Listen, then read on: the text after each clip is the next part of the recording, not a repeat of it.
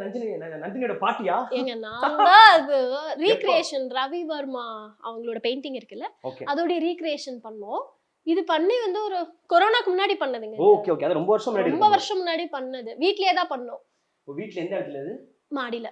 மொட்டை மாடியில. எஸ். மாடியில பேக் டிராப் மட்டும் ஒரு சாரி தான். பின்னாடி இருக்கிறது ஒரு சாரி பேக் டிராப். மம்மியோட ஓல்ட் சாரி நினைக்கிறேன். ஓல்ட் சாரி தான். கரெக்ட். அப்படியே ஒரு சும்மா ரீக்ரியேஷன்.